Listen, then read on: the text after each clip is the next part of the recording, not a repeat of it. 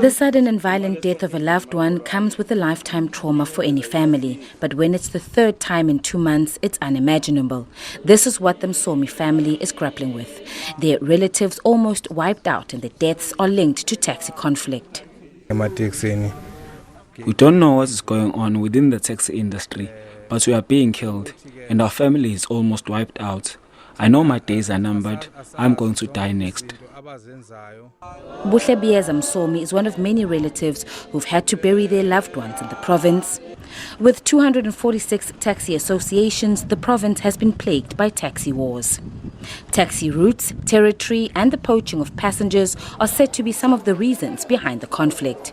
According to finance company Transaction Capital, the industry rakes in an estimated 50 billion annually. And operator profits a month can reach to 25,000 rand for those operating shorter distances.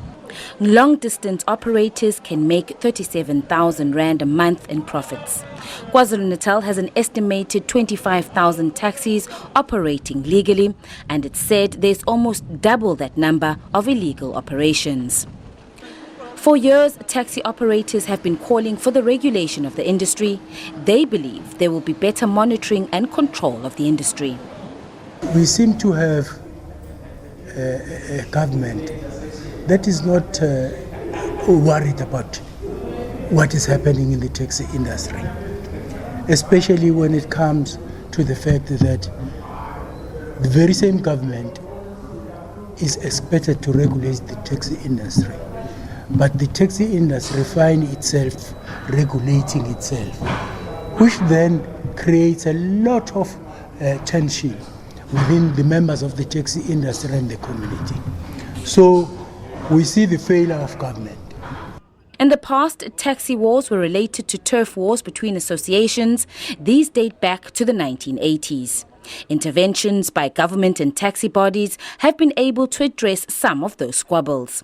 According to taxi bosses, more recently, internal jostling for positions in the executive committees of the associations is behind the attacks. In one association west of Durban in Hammersdale, the entire executive was killed, wiped out in less than a year.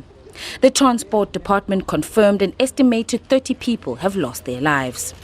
These committees are set to control the finances for the associations and business deals around the operations. We have got a conflict resolution between ourselves and the department where we try and facilitate these kind of conflicts before people kill each other.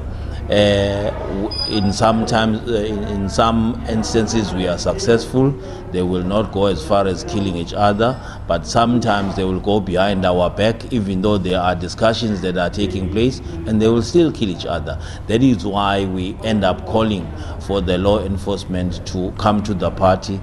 Despite accusations directed at the government for not taking enough steps to curb the violence, it believes it's winning the war.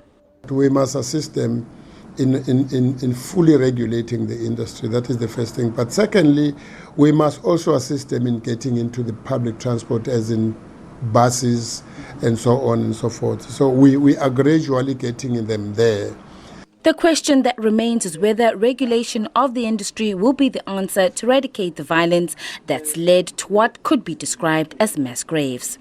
The taxi industry is a private business and continues to make decisions on its operations that may result in conflict, all while innocent commuters are caught in the crossfire. I am Mhlongo, SABC News, Durban.